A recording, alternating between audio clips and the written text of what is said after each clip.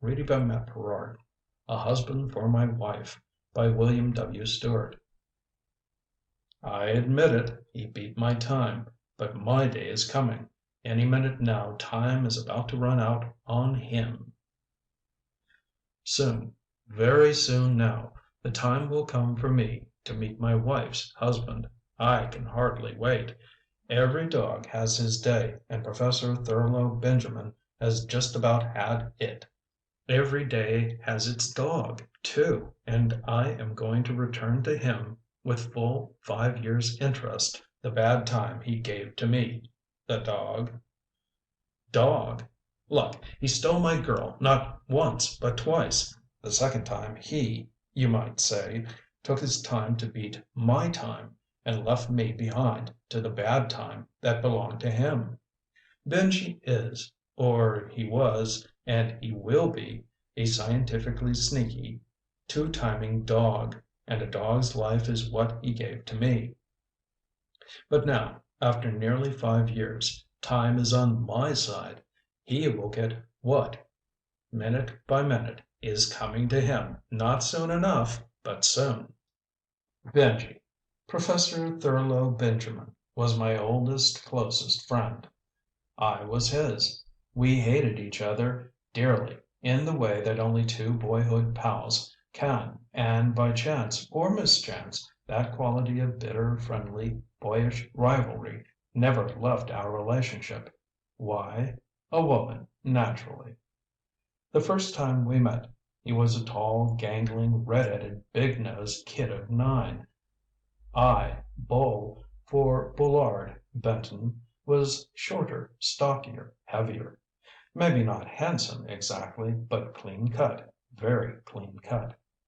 Benji knocked a chip off my shoulder, and I knocked his block off, but not without collecting a few lumps doing it. From then on, we fought together against any one else. When no one else was handy, we fought each other, and naturally we each wanted what the other had. After high school, we roomed together at Burnington University, right there in our hometown, Belt City. Benji was a brain, a scholar. I was an athlete. So he broke nearly every bone in his body trying to be a 6'3", 139-pound scat-back, while I nearly sprained a brain that was deep, definitely deep, but maybe not quite as quick on its feet as some, trying for scholarship. The last year and a half at the university, the competition between us narrowed down to a battle for Vera Milston, old Dean Milston's statuesque daughter. That was all a mistake. I can see it now. So can Benji, but not then. Dean Milston was the dourest, sourest, meanest old tyrant ever to suspend a football captain for a couple of unimportant D's. One afternoon in junior year, at basketball practice, Benji was out, dragging around a cast. Jocko Bunter bet me 10 I didn't have the nerve to date the dean's daughter. Well, hell, I'd seen her around, visiting the dean as regularly as I had to. She was a lot of girl. Tall, honey blonde, a little on the regal, commanding side, and maybe her lips were a mite set over a chin that the old man should have kept to himself. But there are times when a young man doesn't analyze the details as carefully as he might. She was built like nothing I had tackled all fall. So I took a chance. Got a date, won 10, and that might and should have been that. She had a way of saying no that made me think of her father. But the thing was, Benji didn't know about the bet. I dated her once, so he had to date her twice. Again, I didn't analyze. I jumped to the conclusion Benji had the hots for her and went to work to cut him out. That kept us busy the next year and a half, and I led all the way. Vera and I got engaged at the spring prom, to be married right after my graduation, which improved the odds on my graduating considerably. The dean was a grim old devil who considered Hamlet a comedy and could refuse anything to anyone, except Vera. And how could I have known it was fear rather than affection that made him give in to her? Anyway, Perhaps the strain of passing me a diploma was too great. The next day the old devil passed on himself, and no matter where he may be sitting, I know he is happy as long as he can watch the others fry. But I shouldn't grumble. He saved me, unintentional though it was. Vera, possibly having second thoughts as she looked over the dean's list, said she couldn't marry me till after a reasonable period of mourning. The army took me and rejected Benji. He stayed on for post-graduate study in physics. I told you he was a brain. A brain, but not equally acute in all fields. When I got back to Belt City 3 years later, Benji was already an assistant professor of physics and Vera's husband. They were settled in the old dean's big, ancient house just off the campus, and Benji was aiming, or being aimed, at a distinguished academic career. I came back to town with the idea of winding up the family insurance and real estate business and pulling out, mostly to keep away from them. It wasn't, you understand, that I was carrying such a heavy torch for Vera. She hadn't blighted my life. Not then, that is. But it seemed to me that living in town with her and Professor Thurlow Benjamin, a gloating, triumphant Benji, laughing at me because he'd succeeded in marrying my girl, would be a real annoyance. But of course, when I hit town I had to call them and they had to invite me to dinner. For one time, anyway, I figured I had to accept. I gritted my teeth and went. I never had a sweeter, more enjoyable evening in all my life.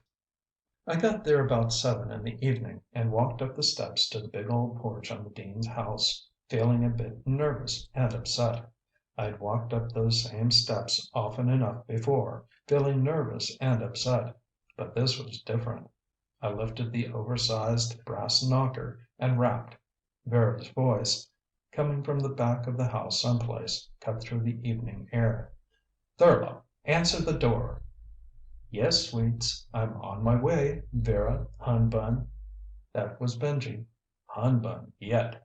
And his voice was misery. It cringed and whined. I grinned to myself and began to feel more cheerful. Benji let me in. His glasses were thicker and his hair thinner, and he looked a lot older. But it was Benji, the same old lanky, gangling redhead. Yet not the same, too. He had a hangdog look that was new and suddenly I felt so good. I punched him playfully in the ribs. He winced and didn't even counter. If the fight hadn't gone out of him, it had sure been watered down. We went on into the parlor across the hall from the dean's old study. Vera joined us. She didn't look bad, at a glance. But if you checked right close, and I did, there was something in her look, a sharpness I hadn't noticed before. Her nose seemed bigger, beak-like, the broad, solid shoulders, deep down grooves at the corners of her mouth. She threw her arms around me and kissed me. My temperature stayed steady and cool. Boulard, darling, you look marvelous." I felt great, too. "Vera girl, you're as gorgeous as ever, radiant, blooming, still the campus goddess. And Mrs. Thurlow Benjamin now, Old Benji is sure a lucky dog." Benji forced a hollow laugh. Vera smiled a positive agreement. Then Benji sort of coughed out a faint note of hope and pleaded. "Vera, sweet, this is, an occasion. Don't you agree, dear? Don't you, do you think maybe I ought to fix us all a drink?" "Thurlow, you drink far too much. You had a highball before dinner at Professor Dorman's only night before last." Almost, but not quite. I felt sorry for him. "Ah, well, Vera doll," I said, "this is an occasion after all. And I do want to drink a toast to you and Benji." "Hm. Especially you, the love of my life, lost now, but lovelier than ever." "Boulard! Well, Thurlow, don't stand there like an idiot. Go mix us some drinks, and mind the line on the bottle." And then she turned back with some more gush for me. I enjoyed it, knowing now what I had been saved from. In fact, as I said, I enjoyed the whole evening. My playing up to Vera made her just that much rougher on Benji. Revenge on Benji plus relief at what I had escaped made life seem pleasant, and right there and then I changed my mind about leaving town. I decided to stay and settle down. Well, I did settle, but not too far down. Instead of selling out Uncle George's insurance and real estate firm, I went to work in it. It was prosperous enough and light work. There were plenty of girls around town, if you got around, and I did. Looking back, those were the happy years. Naturally, I kept seeing quite a bit of Vera and Benji. Rubbing it in? Sure, why not? Hell, half the pleasure in any success comes from giving a hard time to those who gave you a hard time. It may not be nice, but it is normal. I lolled in the shade and laughed. Benji sweated and suffered. His boss's whip cracked merrily. He plodded ahead in the university physics department and fiddled around his lab whenever he could escape into it. Then there came a Black Friday evening in early autumn. I was due at Benji's for dinner, just him and me. Vera had gone up to Chicago that morning to see her ever-dying Aunt Bella and do some shopping. She would not be back till the next day, so she called on me to keep an eye on Benji. So I was due for a quietly pleasant early evening listening to Benji talk about his sorrows. Then, I figured, Benji would go to his lab in the old dean's study and I would go out on the town. I had a date, one of the very best, Starlight Glow, formerly Daisy Hansel, formerly an office clerk. She was a pert little strawberry blonde, cute, with a lot of good humor and a lot of everything else, too. About as unlike Vera as a girl could be. That week she was between nightclub engagements, back in her old home town. And back in the old groove with me, too. I looked forward to the evening. First Benji's troubles and then my own pleasures. I pulled up in front of Benji's old place just at dusk. A late working lineman from Beltsville Power was fiddling around on the pole outside Benji's lab room. "Hey, Mac," he hollered, "you going in there? Look, tell the prof they'll cut it in at 7 a.m., huh?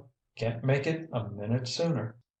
I nodded as I went up the steps and across the porch, knocked once, walked on in, and stopped dead in the hallway to stare up the stairs. It was Benji, but not the Vera's Benji I was used to. He was dressed in the evening clothes Vera got him to wear only at major faculty functions. He carried a cane, wore a flower. Tonight he was Benji, man about town, knight of the evening, sharp, cool, cocky. He strutted on down the stairs and past me.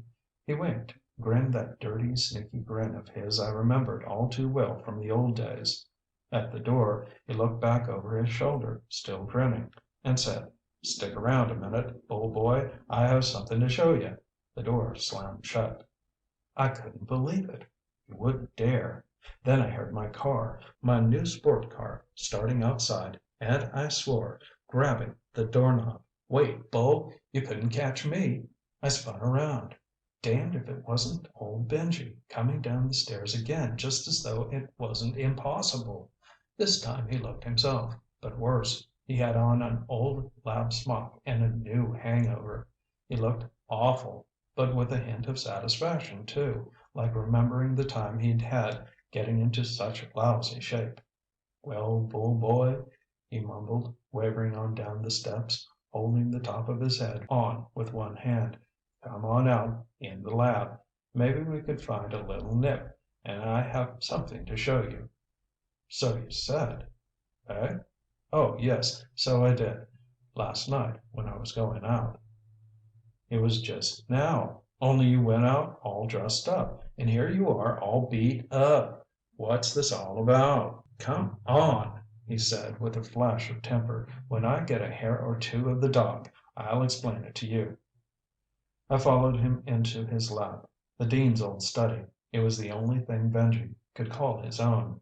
Vera let him have it on the off chance that he might find something important enough to give their social and financial position a boost. In the lab, Benji fished an amber-filled flask from the wastebasket under the old roll-top desk and poured himself a double, me a single, in a couple of big test tubes. I only half saw him out of a corner of the eye. What I was really looking at was a damned peculiar rig that filled up about a third of the space along the side wall next to the kitchen. I couldn't figure it. It looked something like one of those jungle gym outfits in the kids' playgrounds, but there were wires running from it to half a dozen wall plugs, and a seat up in the middle with a bunch of dials and things. It was all odd, and oddest was the way it all sort of shimmered and blurred as I watched it. What in hell is that? I walked across the lab toward it, reaching out. Better not touch it, Bull. You might knock something out. Since he put it like that, I raised my hand to grab hold of one of the crossbars by the seat in the center of the thing. And there I was, resting comfortably on a small cloud in far outer space, watching a great spiral nebula whirling in infinite majesty through the vast, empty blackness, and I thought about the mystery of the universe. I felt that if I could just reach out, I would have in my grasp the final answer. But then it drifted away, and the nebula slowly narrowed and evolved into a great system of suns, planets, moons, and finally into the big old chandelier in the dean's study. When it all seemed to stabilize at that point, I sat up a little shakily. The room, Benji's lab now, was still there. I stood up and felt lousy. My head ached. I looked around. Benji was sitting at the desk, slumped over, his head on his folded arms. The flask of whiskey, half gone, was on the desk beside him. I emptied it out a little more into me, and checked my watch. 6 o'clock and the sky showed gray outside. I had been out all night. I put my foot on the base of Benji's swivel chair and shoved hard. The chair rolled back, out from under him. He slumped down with a pleasing thud on the floor. He woke up with a pained expression that helped my headache a little. "Damn you, Benji," I said. "You did that out of spite, to break my date with Daisy, I bet." He yawned. "I told you you'd better not touch it." "Because you knew then I'd have to go ahead and do it. It's a wonder, with me knocked out, you didn't go to try to steal my girl." "I did. I am." "You what?" "I did go out with Daisy. I am with her now." "Are you cracked? You are right here with me." "True, but I am simultaneously with Daisy." He grinned reflectively. "And I don't mind saying Daisy is much better company than you. Now, wait, Bull. I know this is difficult for you to grasp, but it is a fact that I am in two places at the same time, only on different circuits. This is big, Bull, really big. After you help me with one or two details, I am going to share it with you. Listen to me. Sometimes I can be sickeningly gullible. All right, start explaining. Think, Bull, last night you saw me go out the front door. At substantially the same time, you also saw me, dressed quite differently, come down the hall stairs. It should be obvious. I have built a time machine." I looked down at my watch and then back at him, with raised eyebrows. "No, Bull. Not a machine for telling time. A machine for traveling through time, or, actually, more or less around it. You see my machine there?" The jungle gym rig was still at the side of the room, blurred and shimmering. "Yeah, I see it. And don't bother telling me not to touch it again. I won't." "Your own fault. Ordinarily you could touch even one of the bars. It is perfectly safe. But just now the machine is there, twice. That creates further static force fields." "Benji, look at it. Looks as though you were seeing double, And you are. You see, Bull, this coming morning at 10 to 7, I took, and will take, the machine, and I traveled back to 10 to 5 yesterday afternoon. At that time the machine was already there. Actually, I should have moved it just before I used it this morning, to limit the overlaps. But I was rushed. You'll see. Daisy and I will be here shortly." He grinned. It was an expression I had never particularly cared for. "Have another drink, Bull?" That was an expression I liked better. I did have one. His story was unbelievable, but I was beginning to believe it, partly because of the machine there and the fact that I had seen two of him practically at once the evening before, partly because I knew Benji would be capable of almost anything if it would let him steal a girl from me and get away from Vera besides. He took a short nip himself and went on. "I won't strain your limited facilities by trying to give you the technical side of it. More or less, it is a matter of setting up the proper number of counteracting magnetic force fields, properly focused, in a proper relationship each with the other to bend the normal space factors in such a way as to circumvent time. Is that clear?" "Not to me," I said. "Is it to you?" "Not altogether. But what is clear is this: my machine works. I can jump through time. To any time." "Got any special messages from Cleopatra?" "The amount or period of time is a question of power. With only the regular house current I have connected now, about a day at a step is the limit. That is as far as I have gone. Of course I could go one day, and then another, forward or back, indefinitely. With more current, there would be no such limitations. How about taking a run up to the end of the week, and let me know how the World Series is going to come out?" "Ah, now you begin to see. I told you this is a big thing, tremendous. And all I ask is just a little help from you, and you will share in the proceeds." "What, me help? How?" "I had the power company run in a special power line yesterday. It will cut in this morning at 7. With this added power, the machine can travel 5 years. 5 years at a jump, which as far as we, that is, want to go." "Well, just suppose what you say is true, Benji. If it is, then you used your sneaky machine to two-time me with Daisy last night, eh? I like that. Vera will like that too. But you expect to bribe me with a share in your rig to help you out? How? With what?" "Bull, it's like this. I did go out last night, my first time in a long time. You know Vera. So, considering the past few years, you can understand that I was maybe a bit reckless last night. Ran into a few little problems. Nothing serious, of course. And besides, with your help, the police won't be able—" "The police?" "Yes. But, Bull, you've been right here with me all night. You can swear to that. So I couldn't possibly have driven your car up the steps and through the glass doors into the ancient history section of the museum." "My car?" "Now, Bull, we'll make money. You can get lots of cars. And I didn't mean to smash up yours. I simply wanted to give Daisy a rough idea of a time trip back into the past. But you can tell the police I was right here when someone broke out through the window by the Neanderthal exhibit, while the police were coming in the front door after us.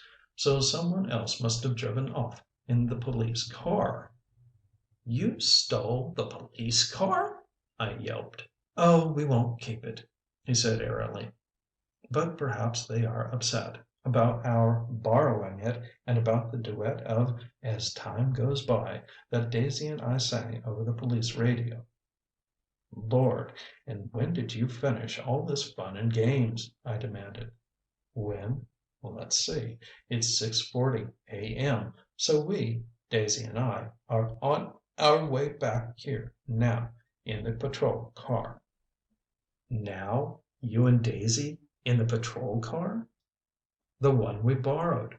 The police, they seem to have a lot of cars, are not far behind. I believe they think they recognize me.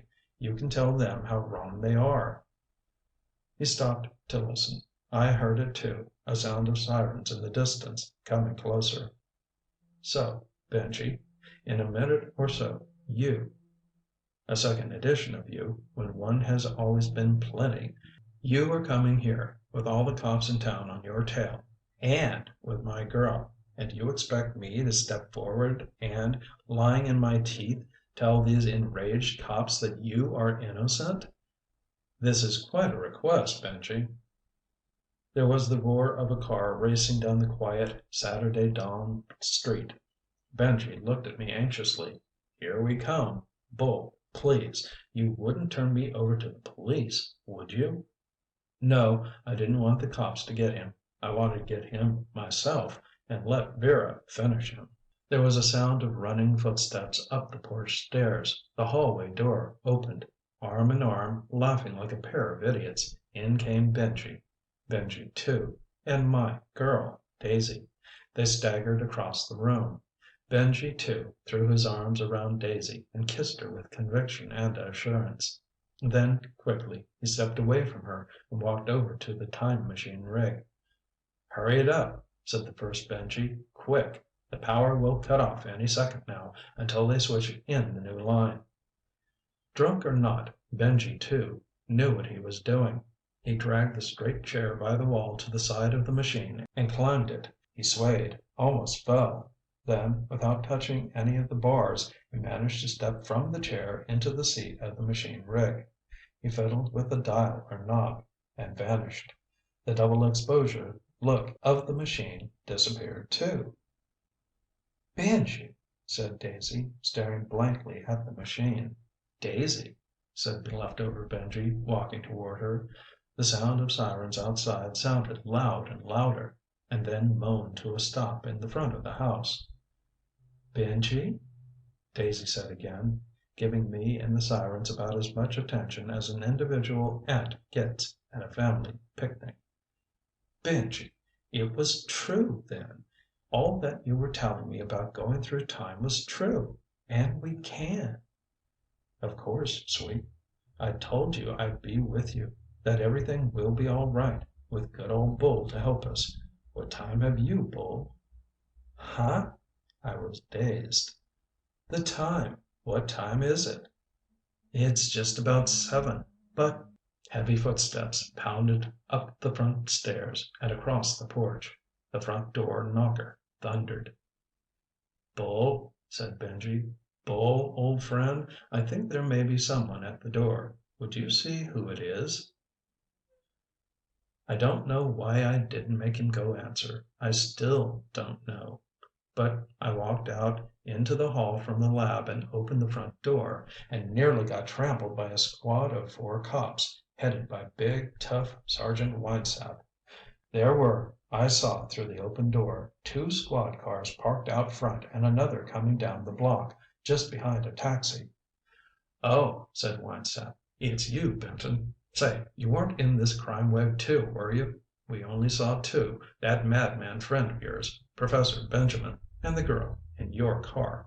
Look, you know what they did? They knocked off 3 hydrants whooping about time and the Fountain of Youth and wrecked the museum and the police car and what they did to Officer Derlin. Maybe you weren't in on it, Benton, but we know they came in here. Friend or no friend, don't try to obstruct justice. Where are they?" "Yes, officer?" inquired Benji, bland as could be, from the lab door. "What seems to be the trouble? Did you wish to see me?" His manner must have been disarming. At least they didn't shoot him on the spot. They just advanced, loosening guns in holsters, like a thoughtful lynching party. Benji strolled back into the lab and over to Daisy, who was standing by the machine at the side of the room. The officers were confused. Benji, sober, or nearly so, in his old lab smock, looked a good deal different to them from the wild man they'd been chasing all over town. But there was Daisy in her evening gown. "That's them, all right," said a young rookie with a fine blooming shiner. "She's the one that threw the eggplants. I'd know her anywhere." "And that's Benjamin," said Winesap, grimly. "Okay, both of you, don't try to run. Come along and no more nonsense." Benji held up one hand. and slipped the other arm around Daisy's waist. "Gentlemen, please, I have no idea what this is about, but surely it can have nothing to do with me. Mr. Benton and I have been right here in my laboratory all night, working. He can verify that." They looked at me. I opened my mouth. I didn't say a word. Vera did. She stood there in the doorway. It must have been her in the cab, coming back bright and early from Chicago. She took in the whole scene: Benji, Daisy, police, me. "Benji," she said. You couldn't imagine what she put into that one word. Everyone turned then to look at her. Slowly and with infinite menace she started across the room. "Now, dear," said Benji nervously. "Now, sweet, take it easy. This is only a little experiment. Not what you are thinking at all." We swung back toward Benji. He had boosted Daisy onto the seat of his time rig and swung up beside her. Vera yelled and started to run toward them. Benji twisted a knob and grinned. "Good-bye now," he said, and they were gone. Benji was gone again. Daisy was gone. The whole rig was gone. Vera, looking a little forlorn and foolish, ended up her dash stumbling into the empty space where the thing had been. I expect we all looked a little foolish, standing there, gaping. But I had to carry foolishness to the ultimate of idiocy. Vera, at that single moment, seemed sort of sad and helpless. And, Lord knows, I was mixed up. I walked over and put an arm around Vera, saying, "There, there, Vera, hon. It's all right. I'm here." I should never have called her attention to it. There I was. And the hell of it was I had kept playing up to her all this time just to needle Benji. When that morning I put my arm around her, I never had a chance. I was married to Vera. I still am. It has been a long, long time. Almost 5 years by the calendar, centuries by subjective time. I am Vera's husband, sitting by the light of a kerosene lamp in Dean Millstone's old study, which had been Benji's lab, writing. Benji and Daisy got away and I got caught, but now I can smile about it. Now, after nearly 5 years. You understand? With the power he got into his machine from the new power line, he said he could go just 5 years at a jump. Of course, away from Vera. Probably he figured on going further, that he would go the power limit of 5 years, stop, and then jump again, and again, far enough for complete safety. But I have had a lot more time to figure than he did. I am figuring on a little party, a little reception in honor of our first intrepid time traveler, a surprise party. It will be 5 years to the hour since Daisy and Benji left. Benji will be the surprise, since only I know that he will pop up in our midst. It will surprise Benji, it will surprise Vera, and our guests, among whom I have included Sergeant, Captain now, Winesap, and the others of his squad. Eccentric, a party like that? I suppose, but to Vera and the others it is a breakfast anniversary party, the anniversary of the very moment of our engagement. Vera is flattered enough to be tolerant and even pleased at this romantic notion. And since I know I have only one out and that is coming, I am dutiful, cringing and servile, that is, husband. So Vera indulges me in a harmless eccentricity or two. My other little eccentricity is electric power. I don't favor it. I use Benji's lab, the old dean's study, as my den. I claim to be writing a historical novel. I need realism, atmosphere. I have had all electric power lines removed from that entire section of the house. There is no power. None. That's why I'm writing by lamplight. Our anniversary party will be here. The lamps and candles and the dawn of a bright new day will be light enough when, to the total astonishment of Vera and our guests, Benji and Daisy and the time rig suddenly appear among us. I will greet them with enthusiasm, but this will be as nothing to the greeting they will get from other sources. Benji will work his dials and controls frantically. Nothing will happen. No power. Vera will step forward. The hell with whether the statute of limitations may or may not have run out on Benji's assorted legal crimes and misdemeanors. The wrath of Vera accepts no limitations. Benji will have run out of time, and it will be my time then. End of A Husband for My Wife by William W. Stuart.